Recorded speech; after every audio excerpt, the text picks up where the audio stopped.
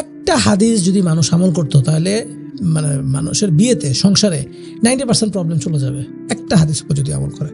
হাদিসটা কি? রাসূলুল্লাহ সাল্লাল্লাহু আলাইহি ওয়াসাল্লাম বলেছেন, কেউ যদি কোনো আর্গুমেন্ট ছেড়ে দেয় তাহলে আল্লাহ সুবহানাহু ওয়া তাআলা তাকে জান্নাতে ঘর দিবেন। সুবহানাল্লাহ। সে যদি সঠিক হয় তাহলে আল্লাহ সুবহানাহু ওয়া তাআলা জান্নাতের মাঝখানে ঘর দিবেন, আর সে যদি ভুল হয় তাহলে আল্লাহ সুবহানাহু ওয়া তাআলা তাকে জান্নাতের পাশে একটা ঘর দিবেন। কিন্তু কাজটা কি করতে হবে? আপনাকে আর্গুমেন্ট ছাড়তে হবে। কথার কথা, আপনার ওয়াইফ বললো কি যে এইটা এই পর্দার রংটা খুব ফালতু। আপনার কাছে মনে হচ্ছে যে কি বললো, এত সুন্দর একটা সোভার রং।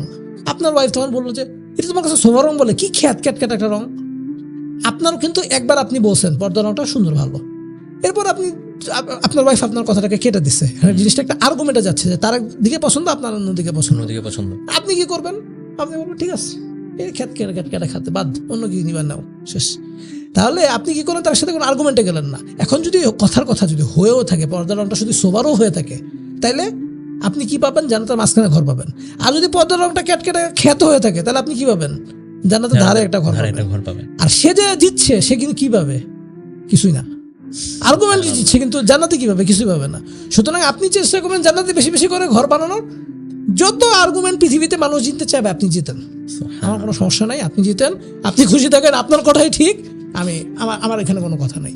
হ্যাঁ, তবে ঠিক আছে, যখন হালাল হারাম আসবে তখন অবশ্যই আমরা এই পলিসিতে যাব না, কিন্তু হালাল হারাম না এরকম সব বেশিরভাগ জায়গায় আপনি যদি এই পলিসি ফলো করেন, আপনি বিয়েতে ভালো থাকবেন, আপনার বিয়ের সংসার লাইফ ভালো হবে, এ ব্যাপারে কোনো সন্দেহ নেই।